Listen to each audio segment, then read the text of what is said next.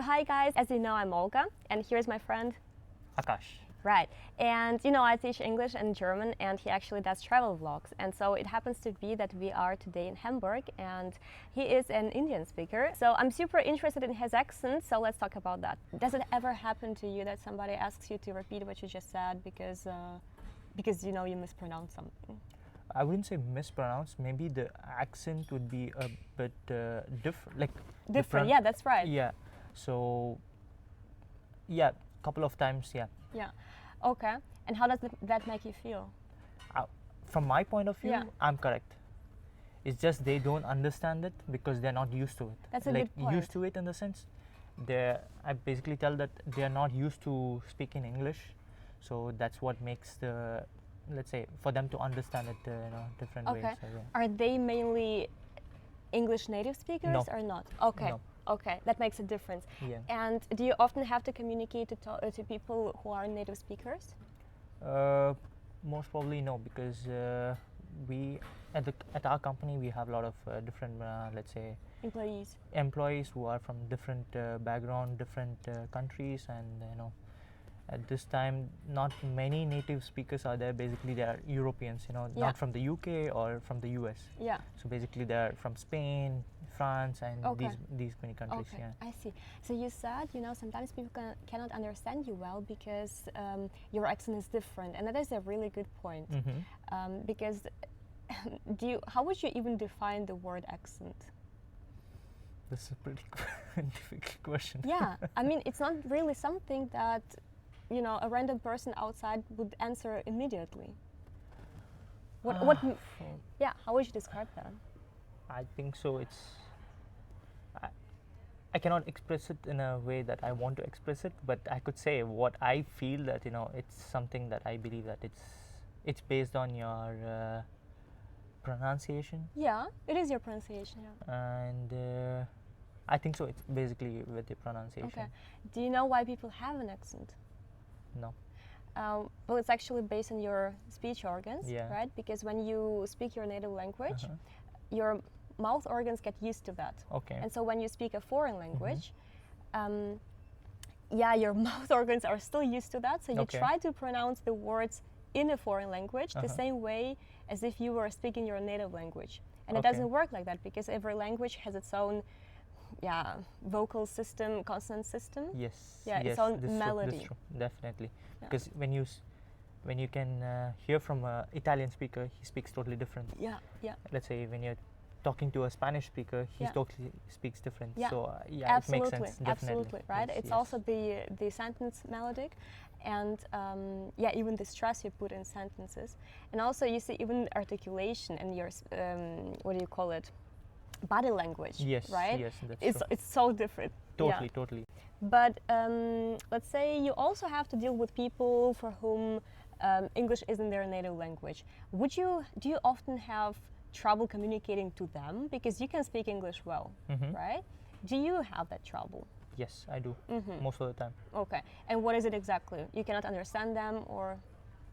Let's say I understand them, but when I'm trying to tell them something, they don't understand it. Okay.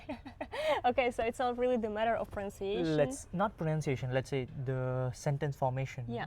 So it depends on if you're telling them to, let's say, you can form sentence in a different way. Do this. Do it like this. Do it this way. Yeah, or you could say, could you please? Could you do? Yeah, that's also makes. Yeah. So it's about the sentence formation and how you're trying to express what you want to tell them. It's just difficulty for them to understand what I'm trying to say. Yeah. A thing I learned quickly is that when you talk to people who cannot speak English well, is that you have to actually speak as primitive as possible for them to understand you. And sometimes, I mean, especially in language teaching, it works well in the beginning, right? Because in the beginning, you have to first learn to formulate your thoughts, to actually express yourself. And then you focus on, more complicated constructions. True. But yeah, a whole different topic. Doesn't actually matter. So look, I have prepared a text for you, which you can read out. Okay. Basically, just read it as you normally would. Please call Stella. Ask her to bring these things with her from the store. 6 spoons of fresh snow peas, 5 thick slabs of blue cheese, and maybe a snack for her brother Bob. We also need a small plastic snake and a big toy frog for the kids. She can scoop these things into 3 red bags. We will go meet her Wednesday at the train station. So I noticed 3 things, let's say, right? First of all, your intonation rises at the end of the sentence. But at the end of the sentence, it should actually fall. Okay. I do not notice that when you speak because I believe we have more of a dialogue form and conversation, so it's different, right? But when you read a text, your intonation rises, and that is typical for an Indian accent. And some people actually have that when they speak. Let's say, if I want to speak like this, my voice rises, right? If I want to finish a sentence, my voice falls, right? So you actually have to control that. And when you are finishing a sentence, you are, well, I'm making a pause, but honestly I'm making a pause now because I wanted to think of what to say next, so it's kind of different, right? But the key point here is to drop your voice. Okay, keep it low at the end of the sentence. And then another thing I noticed, you kind of roll your tongue, which is also typical for the Indian accent. I did not notice that when you were speaking, but as you read the text, you said like, could you read the 3 red bags again? Like just say 3 red bags. 3 red bags. Yeah, you see this, I cannot really do it, like 3, like 3 red bags. Yes, 3. Like, I can also roll it because my native language is Russian, so we also roll. But in English it's different. And so the reason why you roll it, like why this happens is because, that was super Russian, happens is because you like, the tip of your tongue touches the upper jaw. It should not touch. It has to stay like in a position like this, you know. And then you say yeah, and you keep it low in your lower jaw, you know. And so you say red. Red. Yeah, that was a lot better, right? So actually, if you pull down your accent training can feel difficult in the beginning because your muscles aren't used to that. Can you try it again? Like say red. No. Red. So first say yeah, like that. Now red. And pull down your lower jaw. Red. Yeah, that's a lot better. Red. Because when you pull down your lower jaw, you don't let your tongue touch your upper jaw because there is there is a lot of distance between. Yeah. So red. Red. Yeah, that's better. It's pretty hard. It is. It's also one of the most difficult sounds in English, so you're doing good. Okay, please. Also, a couple of things to linking. You say the second sentence. Ask her to bring these things from her with her from the store, right? So, ask her to bring these things with her from the store. Okay. Right, with her. With her. Yeah. With her. With her. It's like when you say in English about it, you know? About it. Try to say, yeah, exactly. The second time was a lot better because normally, you know, in English you have like important words and not important words. How would you define an important word? What is important and not important? If I say that. Yeah, you see? So that's something to think about. Important words are like nouns and verbs. Because they give a meaning, right? Understood. And also, yeah, in this case, about would be important. It, not really. So you link it together, about it. About it. Yeah, it's also easier to speak, or to link it, I mean, because about ends with a consonant. And it starts with a vowel. So you kind of want to link them. So about it. The same with her, right? You kind of don't really pronounce the H there. You say with her. Yeah, exactly. With her. Yeah, exactly. So ask her to bring these things with her from the store. Okay, let me try. Ask her to bring this with her. Yeah. With her. Okay, ask her to bring these things with her from the store. Yeah, that sounded a lot better. Good job. Damn. Okay, nice. You're a quick learner. That's good. Good. Okay, good. What else do we have here?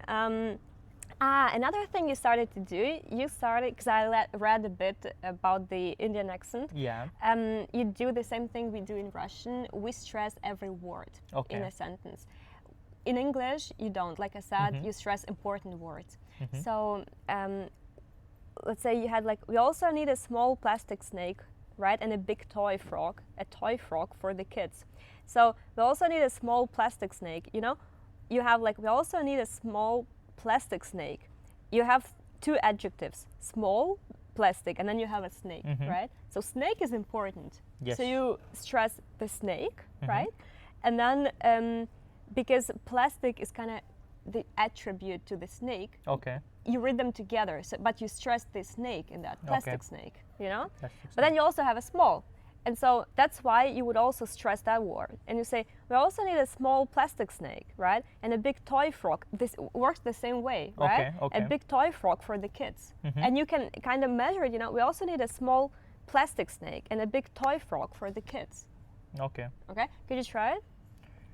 We also need a We also need a small.